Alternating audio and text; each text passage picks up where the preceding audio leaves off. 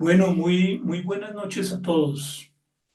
En nombre del grupo mm, Aperturas en Psicoanálisis, les damos la más cordial bienvenida a el panel final de la novena edición de nuestra cátedra Aperturas sobre la interesante problemática del encuadre psicoanalítico hoy.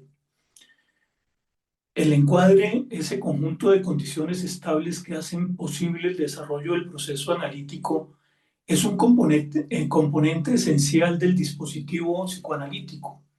Sin embargo, y como ya lo planteamos cuando iniciamos esta novena cátedra, la práctica actual nos confronta con interrogantes cruciales, como es, por ejemplo, el siguiente: ¿cómo se conceptualiza el encuadre en el psicoanálisis contemporáneo y qué adaptaciones son necesarias ante las particularidades de cada paciente en sus manifestaciones de sufrimiento? Durante las 4 fechas anteriores, exploramos la función, conceptualización e implementación del llamado encuadre psicoanalítico y su relación con el proceso de tratamiento del psicoanálisis. También revisamos algunos de los desafíos de la modernidad con la integración de la tecnología y la exploración de su influencia en la, por algunos llamadas, subjetividad digital, invitando a un análisis profundo de la interacción entre las reglas del encuadre psicoanalítico y el desarrollo del proceso analítico en la práctica contemporánea. Como recordarán, iniciamos con el tema del encuadre, fundamentos y sentido, que estuvo a cargo del doctor Fernando Gómez Cabal. Luego seguimos con el tema del encuadre y virtualidad, con el doctor Ricardo Carlino. Y continuamos con el que llamamos diálogo entre escuelas Klein, Lacan, Winnicott, con Eugenia Fisore, Patricia Vilchis y Rodrigo Rojas Jerez. Y finalmente, la semana pasada, contamos con el doctor Carlos Neminowski, que nos ilustró sobre su visión acerca del encuadre y el psicoanálisis relacional. Finalizamos hoy con el panel de aperturas que contará en esta ocasión con la participación inicial de la doctora Inés Bayona y de los doctores Serapio Marcano, Guillermo Carvajal, Alberto Ferguson y Camilo Jacome.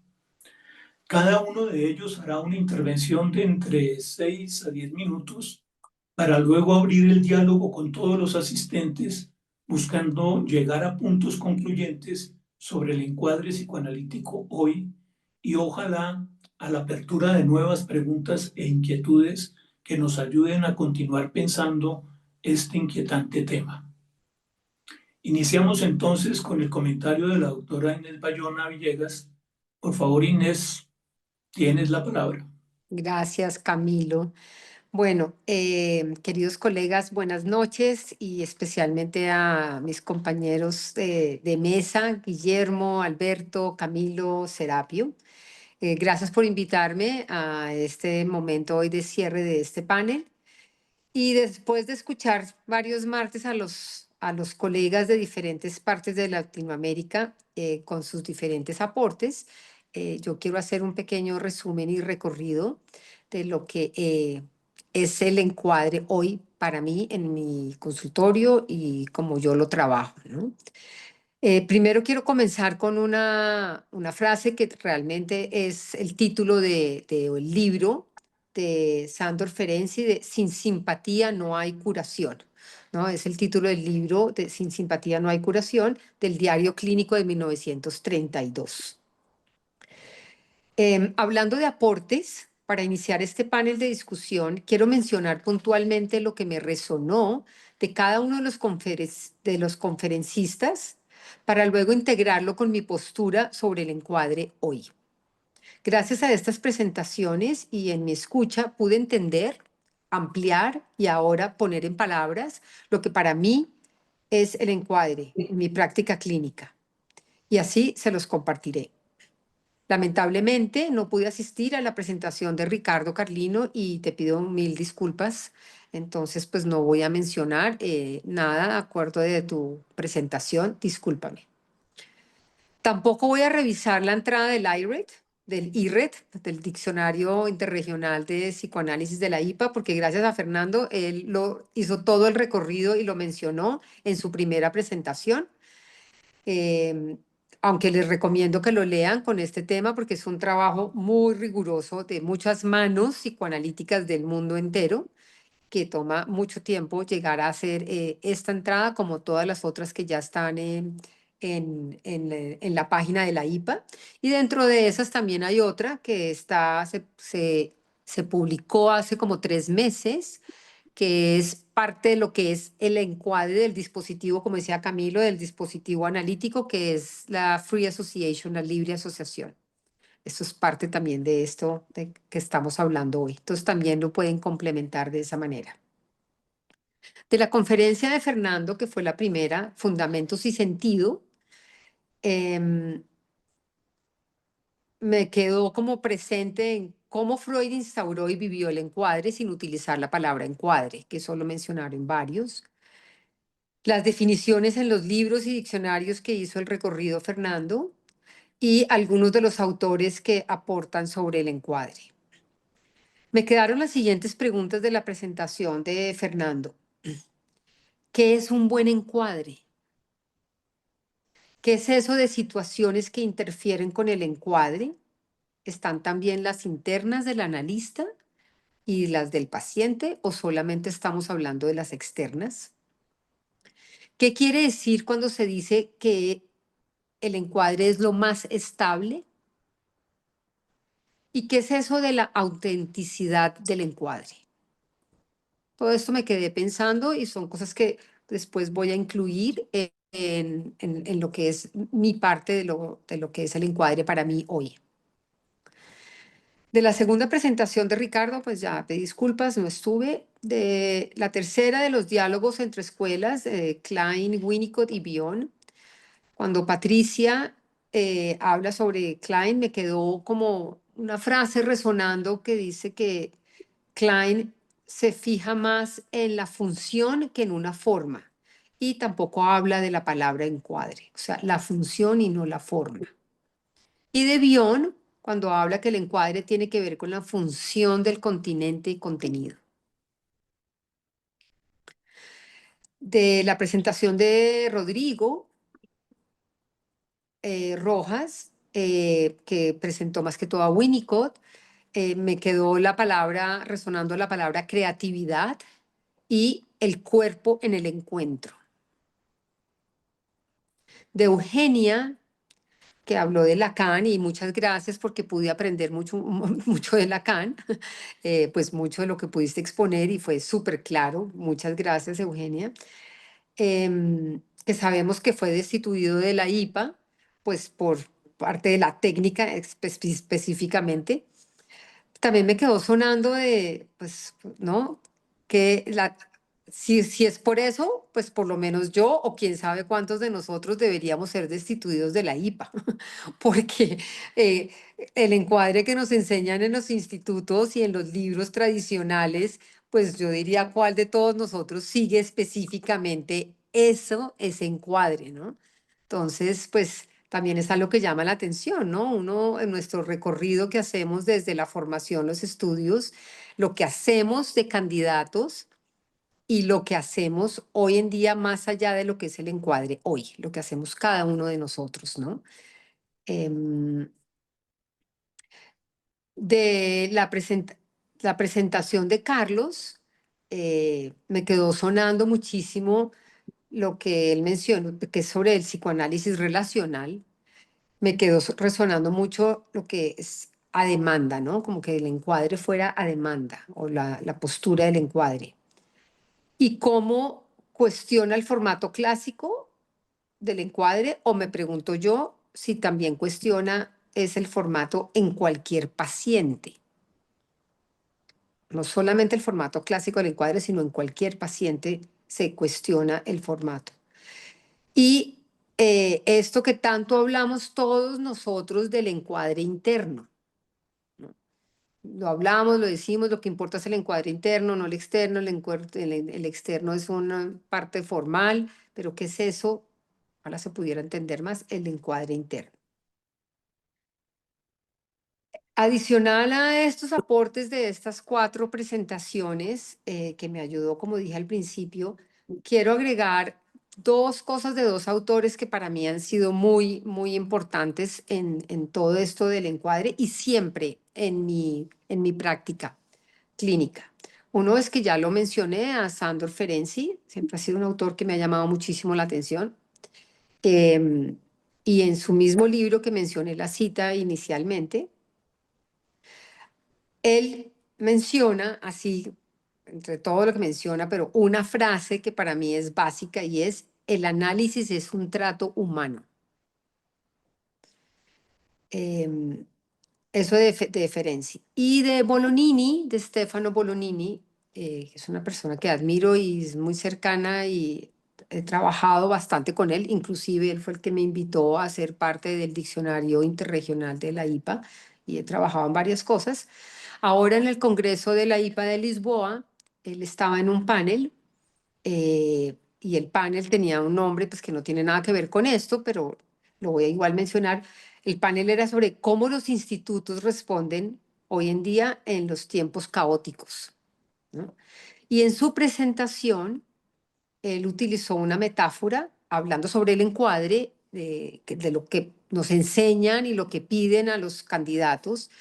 Él dice que una de las grandes dificultades que hay hoy en día, para los candidatos, como para todos nosotros, en especial, es la dificultad de mencionar el encuadre hoy, ¿no? De cómo se puede casi que postular el encuadre hoy en palabras, así cuando nos llega el primer paciente. Y él utiliza la metáfora sobre la dificultad, bueno, de esa dificultad de establecer el encuadre hoy. Él utiliza la metáfora, abro comillas, que antes era sembrar árboles lentos que crecían lentamente. Antes se sembraban árboles que se crecían lentamente. Hoy nadie quiere sembrar estos árboles. Y esto es él explicando por qué tan difícil lo que es establecer el encuadre. También, esto fue en el Congreso de la IPA. Y en su último libro, que se llama Freud and the Changing World, pues si lo ven, ha sido su último libro, me ha encantado, destacó los siguientes puntos, o yo leyéndolo destaco los siguientes puntos sobre el encuadre antes y hoy. El primer punto que destaco yo de los que menciona Stefano en su libro es, él dice, el encuadre se mantiene en su legado por la importancia para un proceso psicoanalítico, por la continuidad, especialmente, la importancia de la continuidad. Ese punto se mantiene, aunque hoy en día hay variaciones y novedades, pero ese es un punto en común, antes y hoy. La importancia de tener un encuadre y la continuidad de esa importancia del encuadre. El segundo punto que menciona Stefano, que yo destaco, es desde la libre asociación.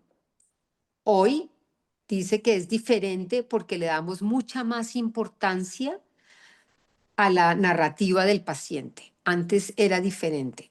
Hoy, en la libre asociación, parte de lo que se dice del encuadre es esto, el tipo de narrativa y la escucha que le damos hoy nosotros los analistas al paciente en su narrativa. Tercer punto es que antes éramos como un espejo del paciente. Hoy observamos con sensibilidad, y él utiliza una palabra, ganas, deseo, ¿no? Sobre todo wish, decía, ganas de estar ahí.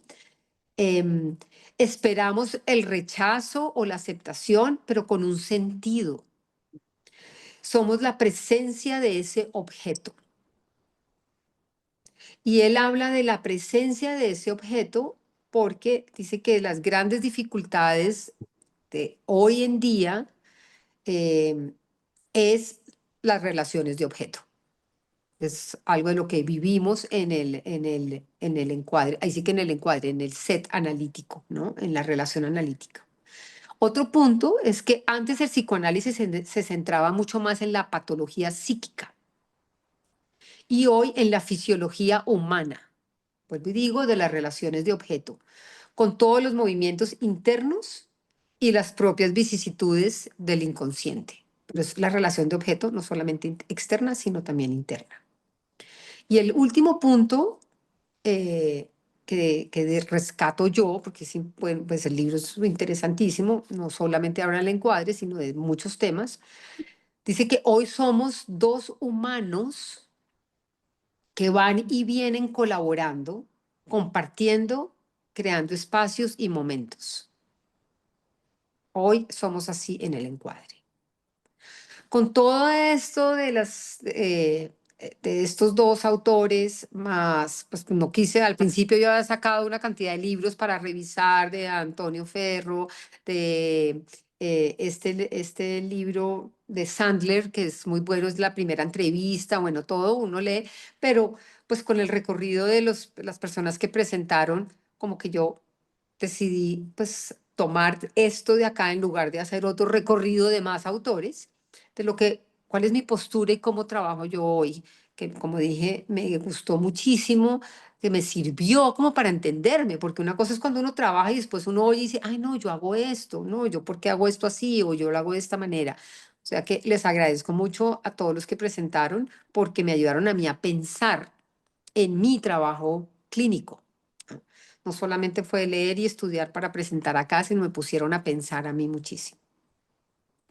Entonces ahora les comparto lo que yo pienso que es mi trabajo clínico hoy en relación al encuadre. El problema actual es la tendencia a evadir el dolor y el sufrimiento, por ende las emociones, con la narrativa de que hay que ser prácticos, rápidos, el no tengo tiempo, y con las dificultades y carencias en y entre las relaciones de objetos ausentes, parciales, intermitentes o fugaces, porque hay todos estos tipos de objetos, ¿no? Con la dificultad de ver al otro, pensar en el otro, pensar con el otro, al mismo tiempo hay una soledad interna inmensa. O sea, ahí hay una paradoja para mí, ¿no? Es la dificultad de ver al otro, pensarlo y sentirlo, pero también hay una soledad profunda en cada uno de los, pues en muchos de los pacientes que nos llegan a nosotros. Con la dificultad de ver al otro y pensar al otro, al mismo tiempo una soledad interna inmensa. Están las personalidades y patologías narcisistas. Ahí está, ¿no? No veo al otro, pero vivo muy solo también. El ideal de ser, acá viene con todo lo de la tecnología que estábamos hablando hace un momentico, cómo nos presentamos con ese ideal de ser el ideal que yo quiero ser, el ello, quien quiero ser y el que debo ser, ¿no? Todo esto es como, estoy mostrándoles como lo que yo veo que nos llegan los pacientes con todo esto, ¿no? El deseo de no pensar, todo lo que quieren los pacientes que nosotros pensemos por ellos. Un super yo rígido y exigente, que otros me digan qué hacer. Volvemos a lo de el que sea rapidito y me cuenten así, me digan rápido qué debo hacer, o el medicamento, o me dé consejos, ¿no? Hay una tendencia inmensa a la tecnología, lo que hablábamos de la inteligencia artificial, con sus pros y sus contras. Nos comparan constantemente con la inteligencia artificial, nos comparten lo que los otros les dicen y lo que nosotros les decimos, por eso el compararnos constantemente. Y tenemos la ventaja y la posibilidad y necesidad de las sesiones virtuales, que también se habló en estos sobre todo el trabajo y la tecnología, que muchas veces ni sabemos desde dónde estamos atendiendo a un paciente, ¿no? Y algunos de analistas también trabajan desde diferentes lugares, desde la virtualidad. Esto para mí tiene sus pros y sus contras, ¿no? Y la otra situación profunda que veo es la angustia a la muerte y a la enfermedad, especialmente que quedó después del COVID, ¿no? Que lo vivimos ahí. Considerando todos estos aspectos que yo encuentro en mi consultorio hoy, pues muy puntualizados, considero que el encuadre debe tener las siguientes características. Primero, comparto lo de Freud, comparto lo que dijeron muchos, que sí debe haber un encuadre con unas reglas de juego y es un encuadre de la relación. No es como a mí, por lo menos me enseñaron, es yo puedo a tal hora solamente esto, o sea, una cosa muy impositiva. Un encuadre se construye, se arma de una relación. Estoy hablando de un poco del encuadre primero externo, perdón, no aclaré eso. Eh, el encuadre es de cada relación con cada paciente único y es entre humanos, como dice Bolognini, como sería con una pareja romántica o hijos o padres. Es una relación entre dos humanos. No es yo el analista y el paciente allá y yo soy la que estoy bien y el otro está mal, ¿no? Sí, nosotros tenemos más herramientas y claramente todo eso lo sabemos, no voy a entrar a hablar de eso, pero somos dos humanos los que estamos ahí enfrente, el uno al otro. Yo planteo y trabajo el encuadre de una manera individual, o sea, para mí no hay un encuadre general que repito automáticamente para cada paciente. Debe ser individual en lo formal externo desde la frecuencia, pagos, tiempos, formato, virtual, presencial, me paga cada 3 meses, me paga cada mes, me paga en transferencia, me paga en dólares, lo que sea, es con cada paciente, no es como yo lo aprendí, que es que este es el encuadre y así se tiene que hablar y así se tiene que decir. O sea, debe ser un formato individualizado, si se puede hablar así según los dos, según el analista y el paciente. Al no ser un encuadre superyoico impuesto a las necesidades del analista, siento yo que el encuadre es mucho más fácil aceptado, un poco de lo que decía Bolognini, que es difícil hoy en día postular el encuadre. Sí, Y- yo creo que si se postula general es muy difícil, pero cuando Inés, es, dime, Inés, eh, eh, te ya no, queda, ya te pasaste un poquito, ok, entonces la idea es para que remates y ya, podamos 2 puntos. continuar. Lo otro es la movilidad, flexibilidad dentro de los límites y el orden dentro del desorden del encuadre, según el momento y el proceso de cada paciente, o sea, con creatividad individual. Y lo que he vivido es que el encuadre interno se va armando y construyendo, fluyendo en ires y venires. Por parte del analista, el deseo de estar ahí en esa relación con ese paciente, que haya un disfrute, dicho por Bolognini, con inquietudes y cuestionamientos, con una disponibilidad psíquica, con un espacio interno y externo, individual, en armonía y límites en movimiento. Finalmente, es como tocar el jazz. Eso es, y termino acá. Entonces, Camilo, muchas gracias y qué pena que me pasé unos minutos. No, muchísimas gracias y creo que valió la pena que pasaras. Vamos a continuar con Serapio. Por favor, Serapio, tienes la palabra. Bueno, muchas gracias por la invitación. Realmente yo sigo aprendiendo mucho de estas invitaciones que ustedes nos hacen a escuchar a todos los invitados que ustedes traen los martes desde hace varios años. Así es que, bueno, yo voy a poder también expresar brevemente algunas reflexiones que he hecho sobre este tema, sobre el cual he escrito algunos trabajos. Pero preferí más bien puntuar algunos aspectos que me trajeron a reflexión acerca de este tema que, que no es nada sencillo, porque tiene que ver con el analista, en- vamos a decirlo así, como persona en particular y el analista como miembro de una institución. Y el analista que es formado en una institución psicoanalítica con una serie de normas que encuadran la formación y encuadran la forma de trabajar analíticamente. Bueno, esto sigue estando presente en la institución analítica en general.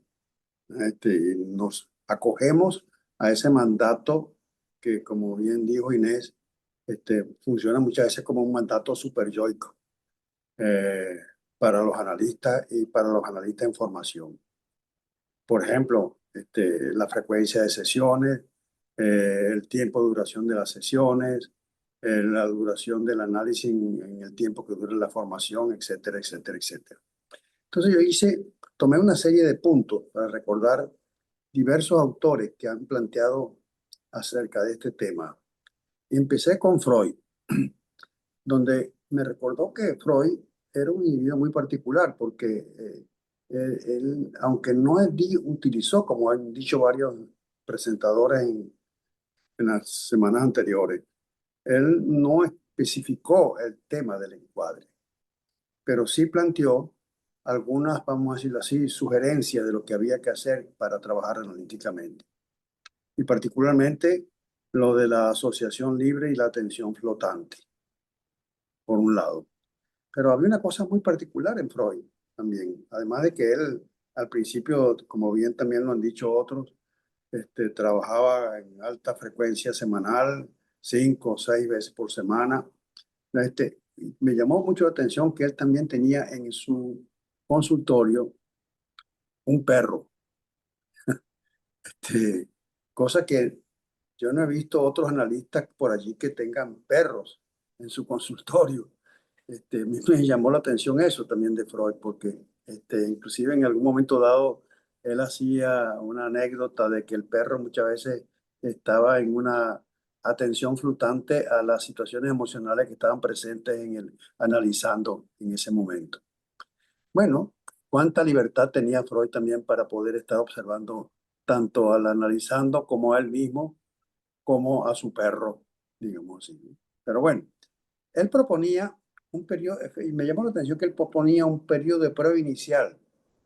Y esto puede formar parte de lo que luego puede ser conceptualizado como parte de un encuadre del trabajo analítico al inicio del trabajo analítico con una persona o del posible trabajo analítico con una persona. Entonces él proponía ese inicio de varias sesiones para evaluar a la persona consultante y si ésta reunía los criterios que según él harían posible un trabajo psicoanalítico. Esto estaba referido a si la persona podía o no hacer transferencias o si era de predominio neurótico o narcisista.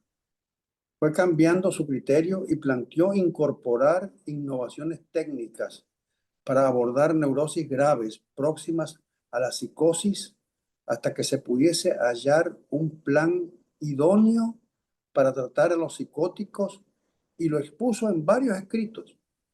Al final de su obra, planteó que el análisis debe respetar la peculiaridad del paciente y que la medida de influencia que haya de considerar legítima estará determinada por el grado de inhibición del desarrollo que haya en su paciente.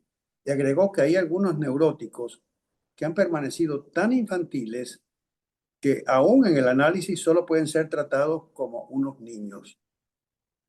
Muestra cómo Freud mismo fue, de alguna manera, ampliando su criterio de los procedimientos metodológicos que había que utilizar con determinados analizandos de acuerdo al nivel estructural mental de esos analizandos. Luego me hizo recordar también todo esto a David Lieberman, en el cual decía que el analista debería buscar ubicarse adecuando su instrumento metodológico a cada caso, con el contraestilo complementario al de la persona en análisis. Sabemos que en el vínculo analítico se hacen presente entre ambos miembros de la pareja analítica los diversos niveles estructurales del funcionamiento mental, en predominancia, alternancia y simultaneidad, los cuales expresarán en sentimientos a través del lenguaje simbólico y o en actos las correspondientes transferencias y contratransferencias. Es de esperar que el analista acceda a su conocimiento lo más ampliamente posible a través de su intuición para así poder intervenir en el momento oportuno. En los niveles de funcionamiento mental menos estructurados, predominan los lenguajes de actos, que Freud llamó Agieren, y las palabras a estos niveles se les calificó desde las teorizaciones psicoanalíticas kleinianas como ecuaciones simbólicas, siendo confundido el símbolo con lo simbolizado. Es lo no representado. La capacidad de pensamiento es desplazada. En tales situaciones, la intervención psicoanalítica que corresponde ser utilizada es lo que ha sido llamado el acto psicoanalítico. En los niveles más estructurados, predomina la simbolización, representando las huellas psíquicas en forma de imágenes o palabras vinculadas a los afectos. En tales situaciones, la actividad analítica se dedica más del lado de descubrir las resistencias para intentar acceder a los contenidos preconscientes e inconscientes y así poder dar espacio psíquico a que puedan ser conocidos y abordados los niveles menos estructurados. De lograrlo, las conductas de dependencia infantil podrán transformarse hacia la creación de una identidad creativa en lugar del predominio de las identificaciones que han sido internalizadas. Este resultado se dará si en los analistas predomina lo que ha sido definido como el encuadre interno, como lo mencionó Marian Alizadeh, el cual implica plasticidad yoica para empatizar con los niveles mentales de los analizandos y de esta manera sus intervenciones estarán más del lado de la creatividad, que tendría las características de un fenómeno transicional donde, representado al principio de la realidad, no por ello se deja de ser un objeto subjetivo para el sujeto en análisis. Según Meltzer y Betty Joseph, al disminuir la presión sobre el psicoanálisis de curar, el mismo se ubica más como investigación del funcionamiento de la mente humana. El resultado o consecuencia, y no la finalidad de dicha investigación, sería el desarrollo de una transformación posible del funcionamiento mental y de la conducta de los analizandos, que llevan al predominio de sufrimiento y malestares. También señaló que para ejercer nuestra función analítica sería deseable que tengamos las necesidades básicas suficientemente resueltas. Y con ello asumo que nos referimos a la autoestima y valoración útil y a un ideal del yo con satisfactorio autoconcepto y autoimagen. Para finalizar, quiero decir que yo tuve diversas experiencias analíticas y mi analista, en principio, tenía un encuadre suficientemente rígido, como así, formal, así, igual que mis supervisores, eran suficientemente formales y rígidos. Eso produjo en mí una situación de incomodidad y cuestionamiento. Y me pregunté si eso era lo que correspondía a la posición analítica que correspondía para trabajar con los diferentes niveles estructurales de la mente de los analizandos. Eso en mí produjo incómodas identificaciones que luego, a lo largo de los años, de alguna manera fui transformando para ir creando un modelo de trabajo mucho más libre y acorde a los niveles estructurales de los analizandos y por lo tanto yo moviéndome también para funcionar con mayor libertad con ellos. Un poco esto es lo que yo quería transmitir como una reflexión inicial. Muchísimas gracias, Serapio. Muy interesante. Vamos con Guillermo, por favor. Bueno, buenas noches. Eh,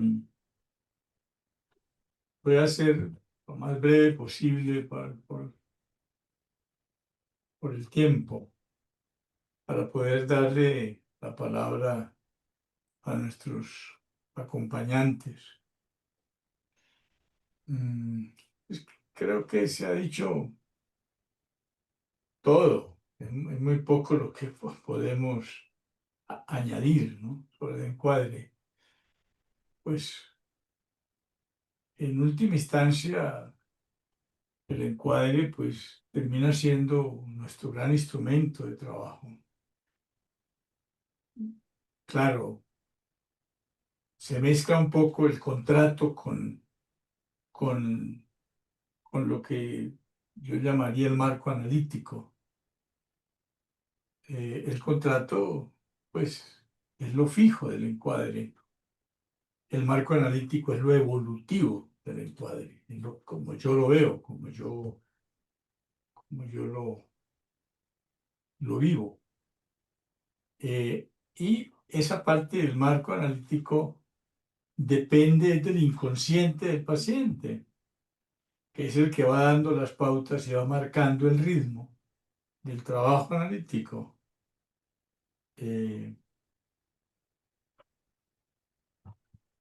Ese marco analítico llevaría inevitablemente a lo que llamamos la regresión terapéutica, ¿no? No la regresión neurótica, que es la nueva regresión que se instala en el marco analítico. Y es el que permite ir mirando la neurosis.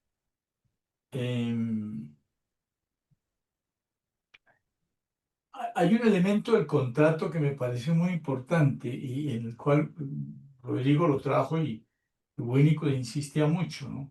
Y esa es la importancia en el encuadre que está planteada en el marco y está planteada en el contrato de la puntualidad, decía Winnicott, ¿no? La presencia afectivo-emocional, empática del analista, que es la que permite, en última instancia, el desarrollo del encuadre, que, insisto, lo va dando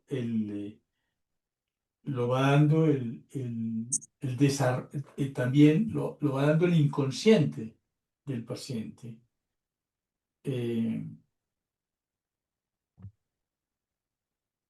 Ahora, pues, obviamente, ya lo han dicho también, ¿no?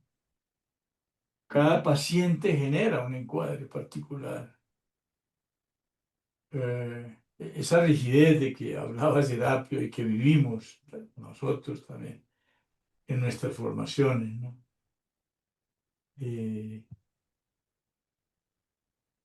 la práctica clínica, pues se diluyen. La presencia afectiva, escuchante, atenta del analista y el permitir que el inconsciente del paciente marque las pautas es lo que va generando el encuadre. Claro, el tema que se ha venido discutiendo también es hasta cuándo podremos los analistas estar, ¿no? Y la respuesta es clara, ¿no? Mientras haya inconsciente, represión y transferencia, ahí estaremos. ¿Con qué encuadre, no? Hacia el futuro, mirando la posmodernidad. Bueno, yo no quiero decir más. Voy a darle la palabra, entonces creo que Alberto viene posteriormente. Sí, señor. Alberto. Gracias, Camilo. También seré muy breve. Nuestro interés hoy es escuchar especialmente a Inés, a Serapio y a todo el resto de invitados. Luego seré muy breve y diré solamente algunas cosas que no han sido mencionadas. Gracias a la gran calidad de nuestros conferencistas invitados, el ciclo acerca del encuadre que hoy termina, además de honrar la más fina tradición de nuestro movimiento de aperturas en psicoanálisis, ha dejado una profunda marca en la mayoría de nosotros. Nos movilizó en nuestro interior. Lo que parecería ser algo obvio dejó de serlo. Dejamos de entender lo que creíamos entender. Nos cuestionó, deconstruyó, construyó, resolvió algunos interrogantes y generó otros nuevos. Un concepto que parecía tan claro se tornó confuso, resbaloso, incierto, a pesar de que gradualmente veíamos cómo íbamos en medio del diálogo del grupo, construyendo un nuevo concepto, más fresco quizás, como si el antiguo concepto de encuadre hubiese expirado. El tono de la aproximación al encuadre cambió.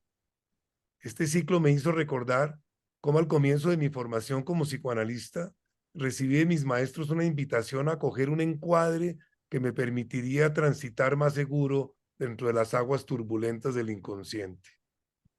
En esta ocasión, recibí de parte de mis colegas conferencistas un aire contagioso de libertad, en la medida en que ellos parecían haberse ido liberando de ese antiguo encuadre en el que muchos de nosotros recibimos nuestra primera crianza como psicoanalista. Parecía como si hubiésemos de alguna manera estado presos en el antiguo encuadre y estuviéramos celebrando con cierto júbilo dicha liberación, aunque todo fuera una etapa para recuperar el concepto de encuadre en una dimensión nueva. Fuimos construyendo en medio de un verdadero diálogo lo que constituyó a mi juicio un estudio crítico acerca del concepto de encuadre. El ciclo honró no solamente la esencia de nuestro movimiento de aperturas en psicoanálisis, sino también aquel concepto de Hans Gadamer, según cual el verdadero diálogo se da cuando se construye una nueva postura que no era la postura inicial de ninguno de los participantes en dicho diálogo. En mi caso personal, a medida que avanzaba el ciclo y observaba cómo se deshacían dentro de mí algunos aspectos del viejo concepto de encuadre, fueron llegando a mi mente dos ocurrencias de un simplismo casi vergonzoso, de una manera similar a como en ocasiones se comienzan a gestar las ocurrencias que en ocasiones, una vez comunicadas, logran movilizar el psiquismo de nuestros analizandos. Caí en cuenta que el llamado encuadre hacía alusión a la conducta, al comportamiento, tanto del paciente como del analista. Nos veremos en tal sitio, en tales horas, durante tal tiempo, usted dirá lo que le aparece en su mente, usted se acostará en el diván, yo me sentaré detrás, o para ser más modernos, yo estaré presente en determinada sala de Zoom, tendremos las cámaras activas o no, según el caso, etcétera, etcétera. Sabemos, por otro lado, que no es característico de un psicoanalista el promover unas conductas o condenar otras. Por el contrario, frecuentemente nos diferenciamos precisamente de otros enfoques que explícita y abiertamente se proponen modificar la conducta. Me preguntaba si allí reside una de las razones que explican la ambivalencia que tenemos frente al antiguo encuadre y por qué conceptos como el de la construcción del encuadre en conjunto con el analizando nos generaron tanto alivio. La segunda ocurrencia me vino hace pocas semanas en un seminario en el que estábamos revisando lo que fue la historia de la práctica clínica de los primeros analistas en Viena y en Europa Central.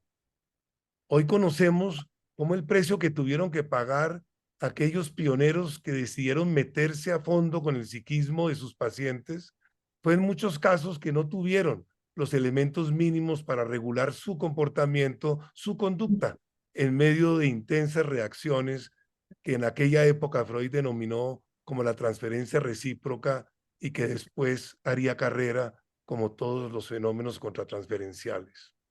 No siempre lograron aquellos colegas resolver de la mejor manera terapéutica y ética aquellas dinámicas profundas del inconsciente.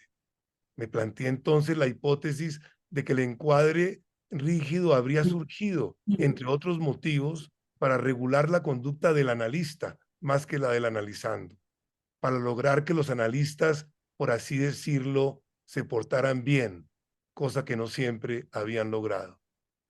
Ello explicaría en parte la sensación de libertad y liberación, diría yo, que sentimos con las nuevas aproximaciones al encuadre. Para finalizar, quisiera decir que luego del periodo de este ciclo, para mí actualmente el encuadre desde el punto de vista del analista se centra en lo que hemos denominado la actitud analítica. No es este el momento de profundizar en ella, pero ciertamente tiene que ver con esa función por parte del analista que pasa por pensar, por la contención, de alguna manera regresan analizando en alguna forma.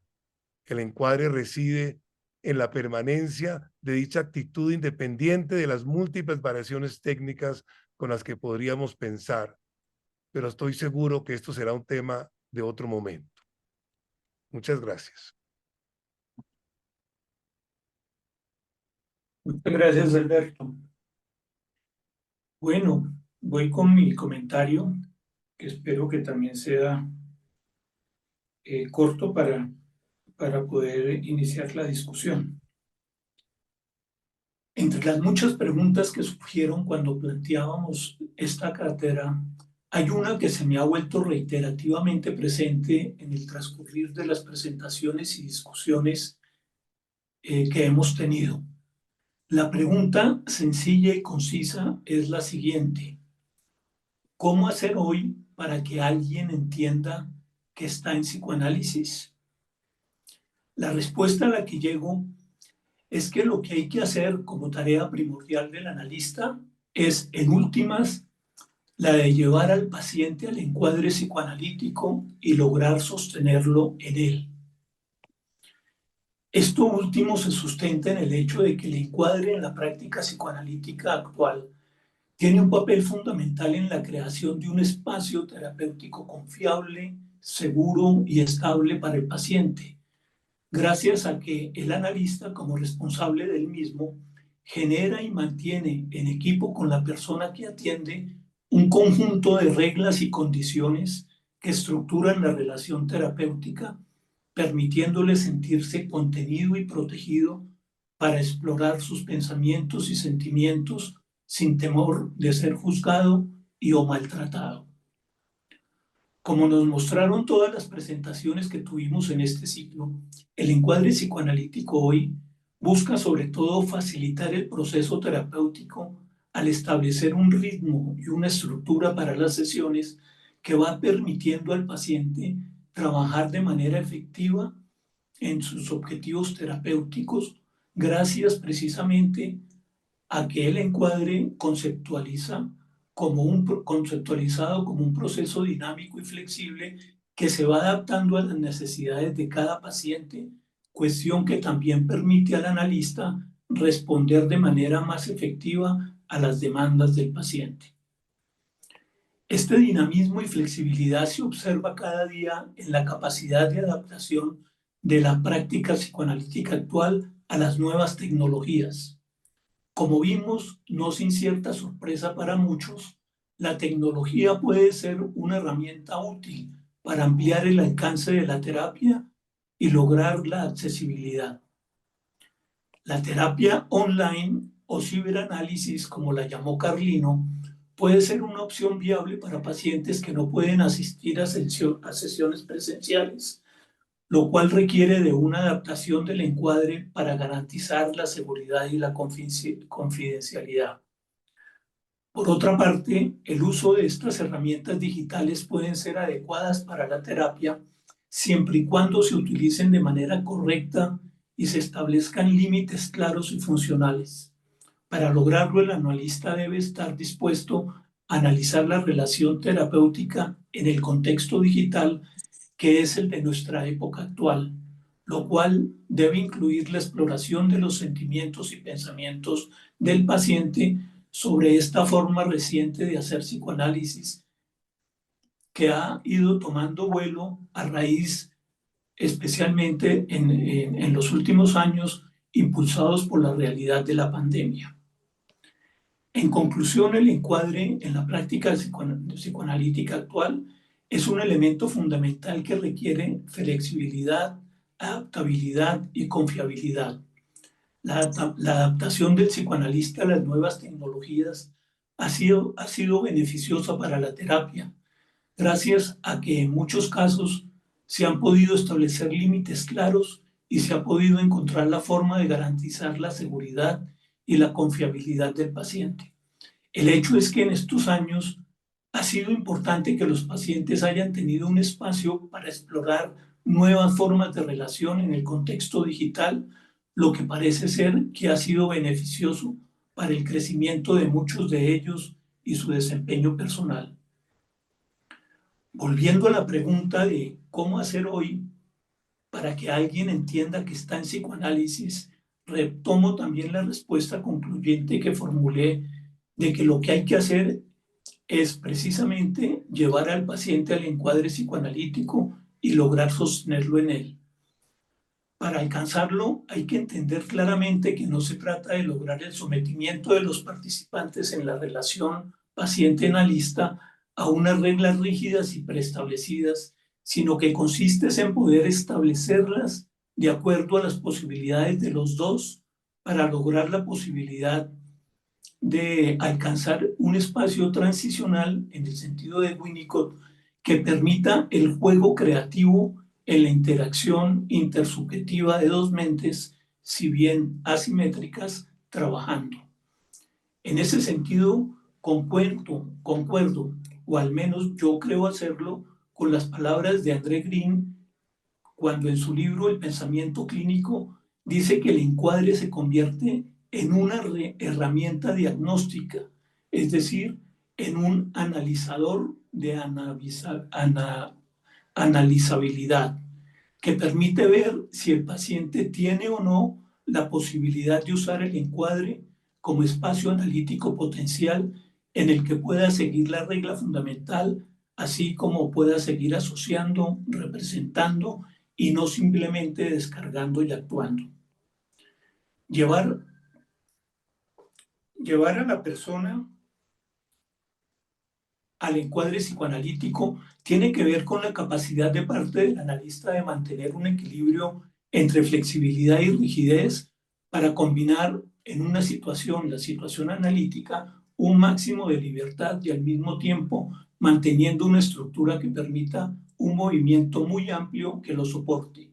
Aquí el papel del analista es fundamental, por lo que es tan importante el mantenimiento de su encuadre interno para sostener el trabajo analítico, pues es el responsable de la situación, de tal manera que si bien el paciente eventualmente va a intentar manipular el encuadre, es el analista quien lo regula y lo sostiene, manteniendo el trabajo analítico que el paciente siente y entiende al encontrar nuevas experiencias y narrativas con sentido que va co-creando en conjunto con su analista. Sin duda, el encuadre clásico, como lo conocimos en el siglo pasado, ha evolucionado y ahora encontramos dispositivos más flexibles y adaptables a las necesidades actuales de los pacientes. Por ello, los analistas debemos estar atentos a estos cambios para proporcionar un tratamiento psicoanalítico siempre ético y responsable. Estos aspectos complejos e importantes muestran la necesidad de mantener una reflexión profunda del encuadre en la práctica psicoanalítica contemporánea, tal como lo seguimos haciendo hoy en nuestro panel de aperturas. Muchas gracias entonces y abrimos la discusión con todos los asistentes.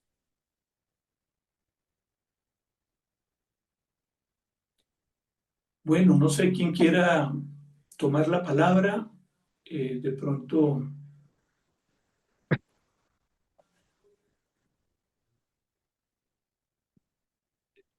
Adrián, que habíamos invitado la semana pasada.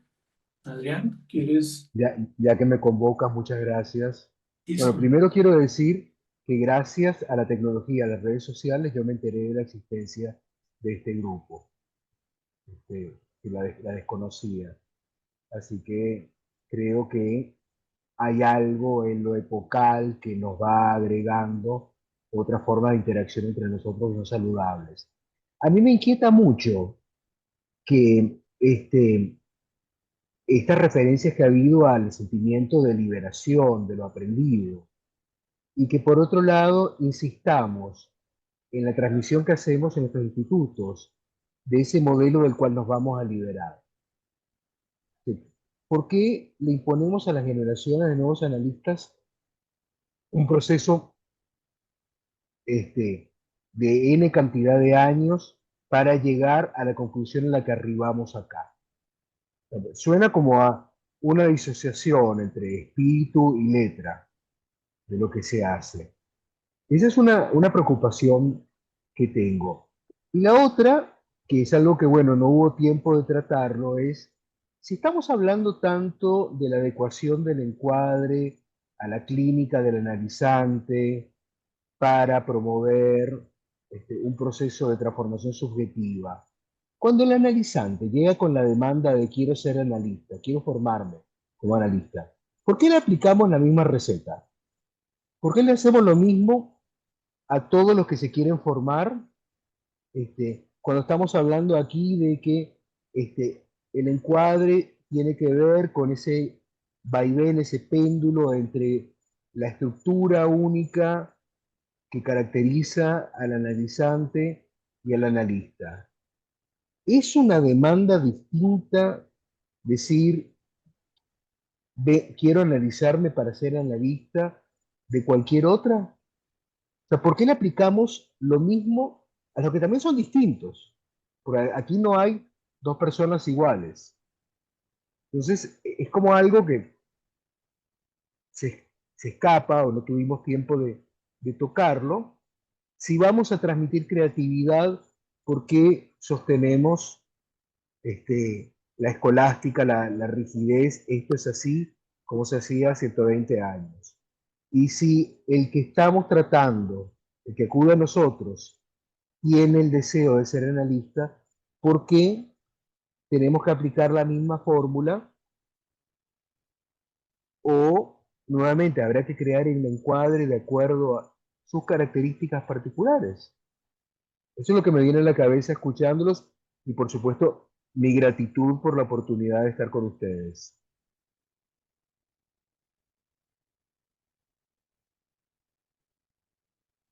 Muchas gracias, Adrián. Inés, ¿quieres intervenir? No, abre el micrófono, gracias. No te escuchamos, Inés. Ya, Ya. disculpan. Precisamente, Adrián, gracias por tu comentario. Pero precisamente con un profesor que ya falleció cuando yo estaba en formación, pues digamos, la manera como yo pude entender un poco, y era el profesor Yamín, Luis Yamín, gran analista colombiano, papá de Ricardo, que falleció hace poco. Él nos decía a nosotros que primero se debería conocer las partituras de la música, conocer con exactitud lo que significaba la música para poder más adelante hacer jazz. Yo por eso terminé mi presentación como que el encuadre es jazz. Entonces, cuando tú dices que por qué a los que están entrando los formamos de cierta manera o les incitamos, cuando ahorita todos compartimos los que hablamos en cierta forma de yo ahora lo hago así, me liberé, a mí me pasó esto y ya no quise eso, ¿no?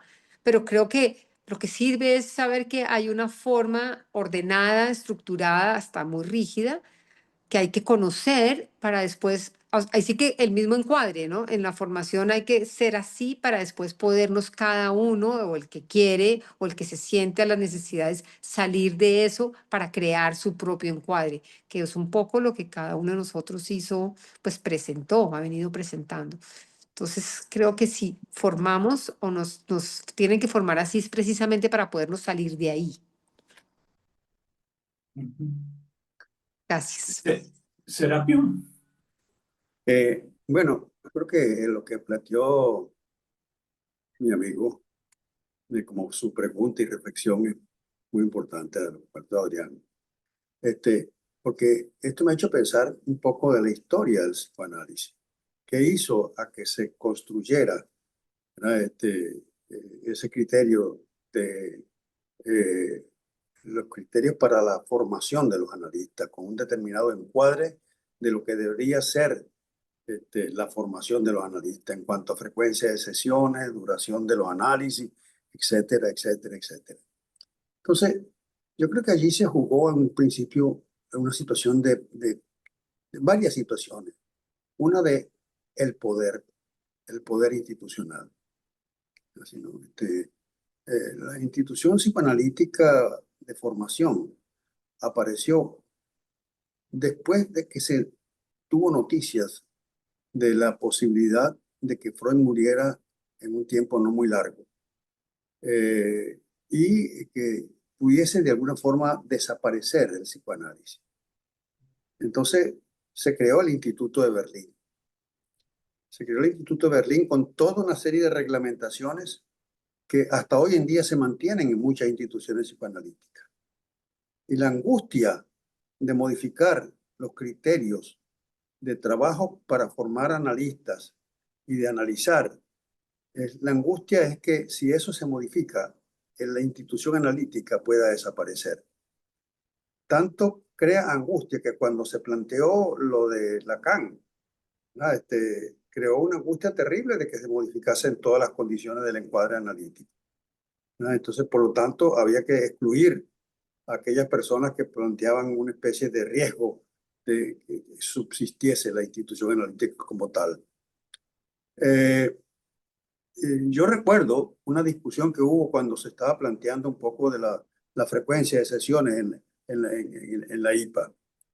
Y hubo un ejemplo que llevó una colega a la discusión con los colegas en la IPA, en el cual ella presentó 2 casos de análisis.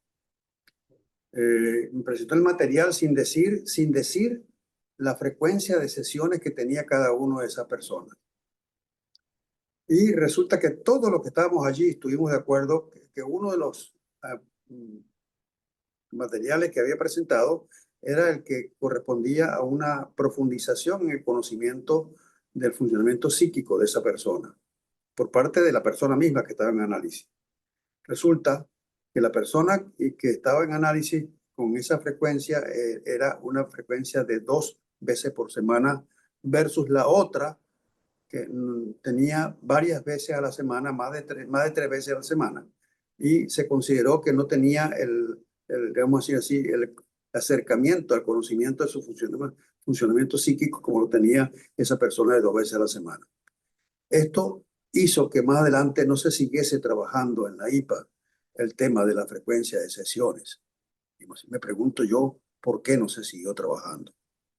Ese es un aspecto. El otro aspecto es que realmente tolerará la IPA que nosotros, como se ha hecho en muchos congresos, podamos de alguna manera plantear que tenga que revisarse las condiciones de exigencia de frecuencia de sesiones para los analistas de formación.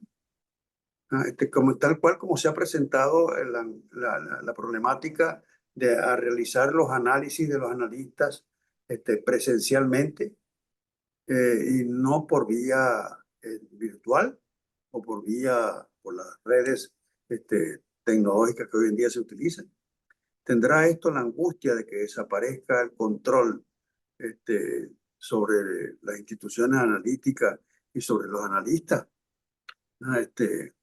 Bueno, yo creo que esa pregunta de Adrián es válida, digamos así, ¿no? Yo mismo me he encontrado revisando cómo se instaló en mí, en mi formación analítica, en un encuadre superyoico, digamos así, ¿no? En la institución analítica donde yo me formé, se pautaba con reglamentación las vacaciones de los analistas y los analizando tenían que someterse de alguna manera a esas reglamentaciones de las vacaciones de los analistas. O uno como analizando tenía que someterse a las vacaciones que pautaba el analista. Y tenía que cumplir con lo que se estipulaba de lo que pasaba si uno no podía asistir a una sesión o avisaba con un tiempo no suficiente acerca de una modificación de la asistencia a las sesiones. Y eso tenía un precio a pagar, no solamente un económico, sino también un precio a pagar desde el punto de vista emocional con respecto a cómo se analizaba eso como resistencia al análisis, digamos así. Y uno se tenía que preguntar realmente, ¿son solamente efectos de la resistencia al análisis o hay otras situaciones en juego allí, como puede ser la situación de quién tiene el poder, digamos así, sobre el otro? De lo cual no estamos exentos los analistas, digamos así, ¿no? Entonces, bueno, yo creo que es un tema interesante y complejo a revisar, digamos así, ¿no?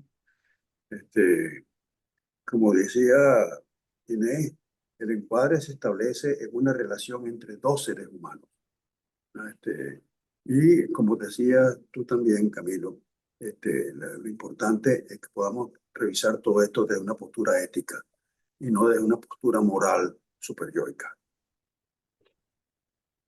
Un poco eso que quería decir. ¿Puedo intervenir? Hola, ¿tengo unos minutos? Guillermo. Adelante, Esther. Bueno, por de pronto, muy interesante la reunión. Me parece excelente las diferentes posturas, los diferentes ángulos de análisis. En principio, en términos generales, me siento más consustanciada el ángulo que presentó Inés Bayona, en el sentido de que coincide con mi postura general, pero entiendo lo siguiente, y se me ocurrió en términos de una metáfora, ¿no? La metáfora es lo que significaría aprender a nadar o enseñar a nadar. De alguna manera, cuando se aprende a nadar desde un niño a un adulto, hay reglas para la natación, hay reglas de flotación, hay reglas para movimiento, para...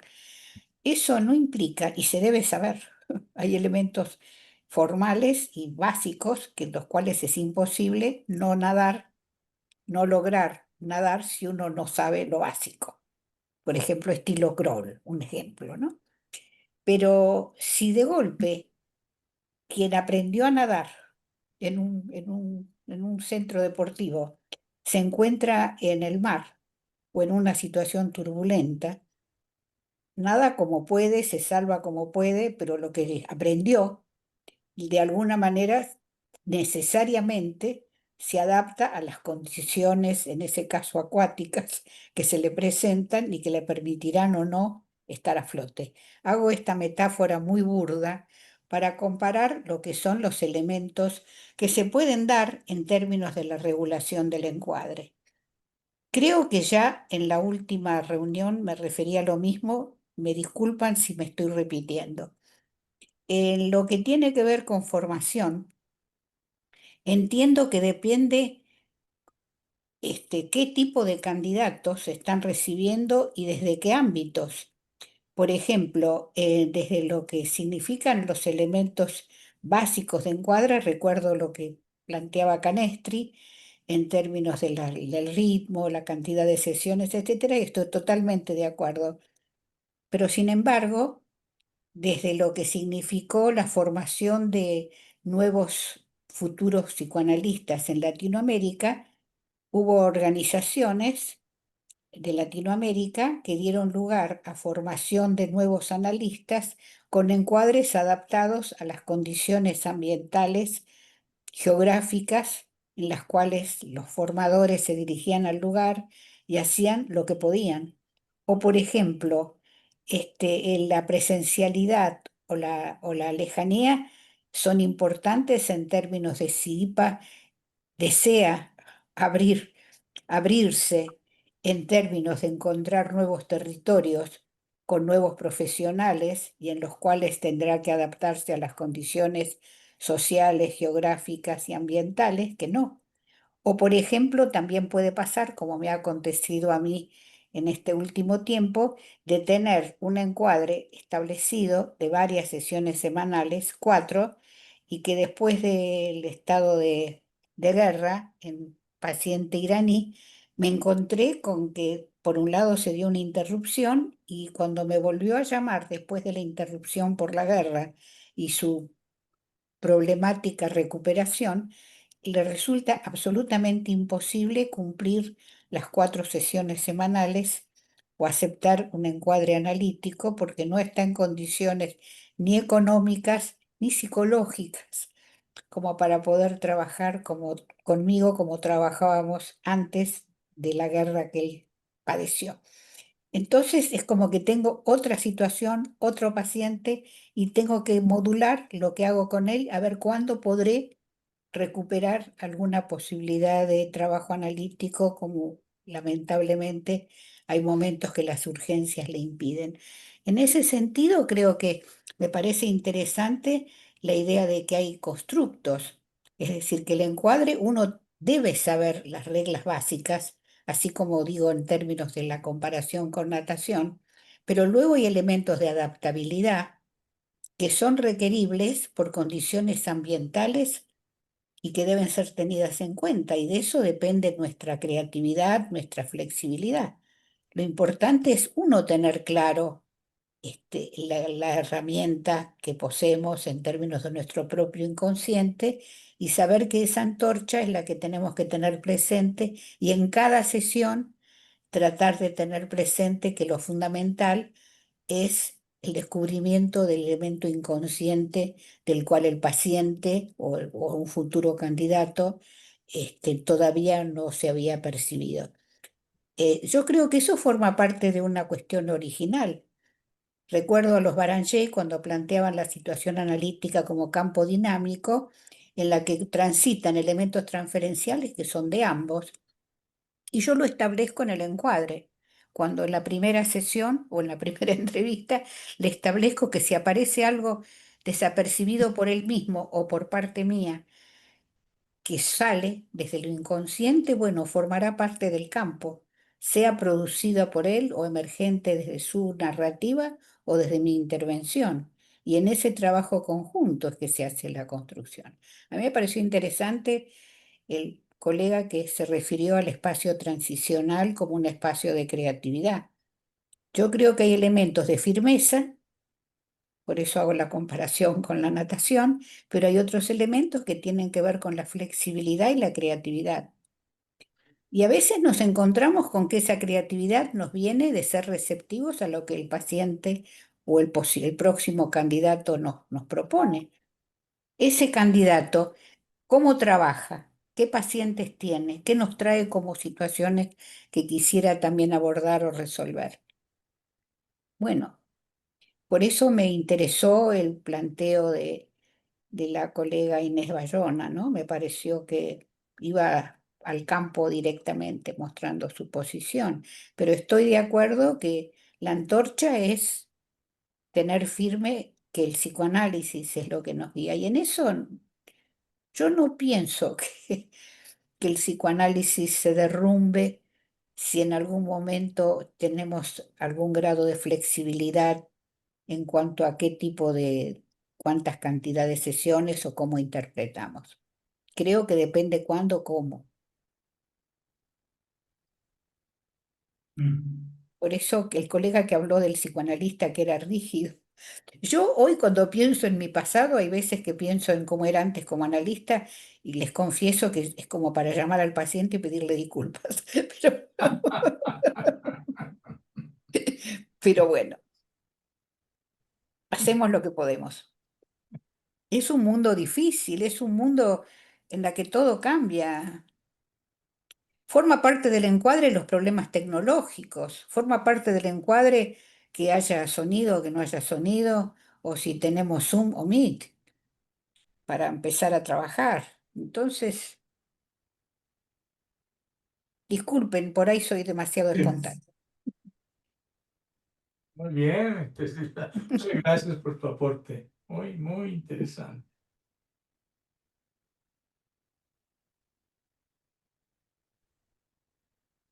No sé, Pues Fernando, yo, si quieres, si sí, quieres hacer un comentario. sí, Fernando, gracias a todos. Nuevamente gracias a los que asistieron cuando yo hice mi presentación. Eh, yo sí creo que el encuadre no ha cambiado tanto, porque el encuadre básico es la voluntad, desde Freud, de dos personas encontrarse para una tratar de entender lo que le pasa a la otra y la otra tratar de ser entendida y a su vez a través de ese proceso entenderse a sí mismo. Y yo creo que eso evidentemente el mundo ha ido modificando la actitud que debemos tener las personas interpersonalmente. Y eso es algo que yo creo que también el análisis ha contribuido fundamentalmente a eso, en el sentido de resaltar la importancia de la dignidad humana y del valor que tiene el individuo. Yo creo que eso es un aporte del psicoanálisis a la cultura y a la actitud de hoy. Hay una persona que me consulta que tiene un oficio pues muy antiguo, que es el de entrenar caballos, él es pues entrena para salto y enseña a personas a saltar.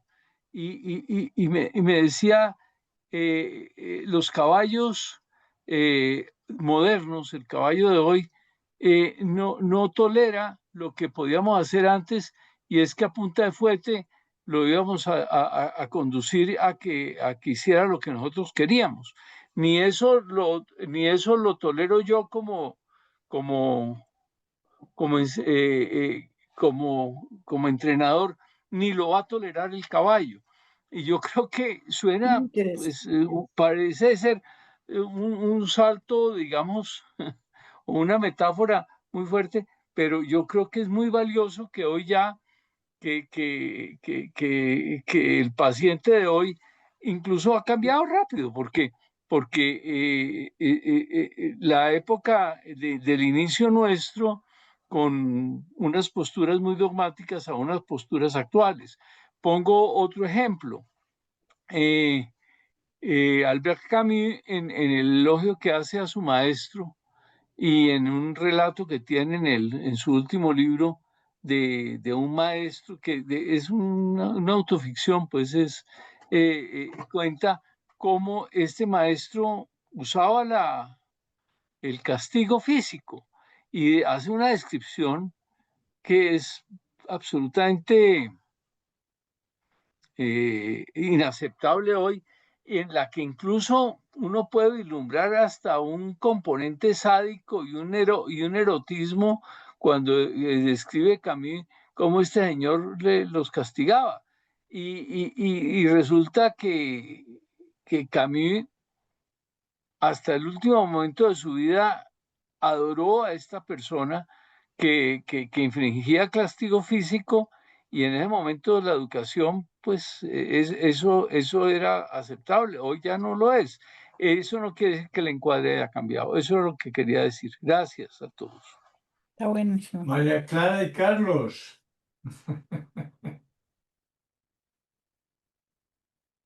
Bueno, ante todo, muchas gracias. Andamos fascinados con el grupo y todo lo que se dice y nos enseña.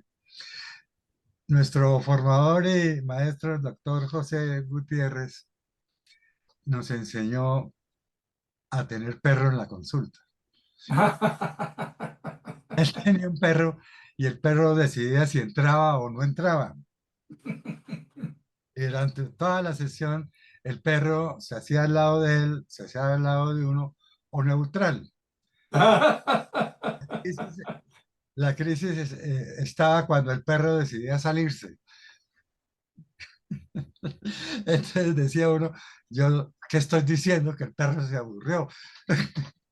Pero eso nos enseñó lo que me pasó con un paciente que, doctor, ¿puedo traer mi perro? Le dije, claro.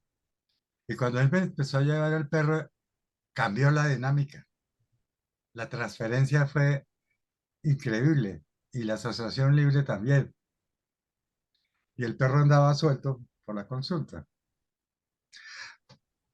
También en el encuadre por el doctor Gutiérrez nos enseñaba la flexibilidad del psicoanálisis y nos decía, tanto el paciente va evolucionando como uno va evolucionando, de manera individual y de manera conjunta. Entonces, el encuadre de otra vez primaria no puede ser, porque vamos cambiando nosotros y va cambiando el paciente y va cambiando la situación. Esa era la nota canina del encuadre. Gracias. Javier, Bueno, yo sigo rescatando lo mismo, mientras haya inconsciente, mientras haya transferencia, ahí estamos. ¿Cómo vamos a estar? Vamos sí, ideándonos para que haya posibilidad de que ese inconsciente se devele y haga crecer a la persona develada en su inconsciente. bueno, creo que hemos logrado un excelente ciclo, una excelente cátedra. Eh, ya pues hemos cumplido el tiempo. Solo queda agradecerles a todos por su asistencia, sobre todo a los panelistas del día de hoy, a Serapio, a Inés, y a todas las personas que intervinieron y que nos ayudan a seguir pensando en este tema. Quiero terminar con un comentario que dejó en el chat Javier Bedoya, que dice lo siguiente: retomando lo que dijo la doctora Esther, creo que más se podría derrumbar el psicoanálisis si se mantiene rígido, no por la flexibilidad.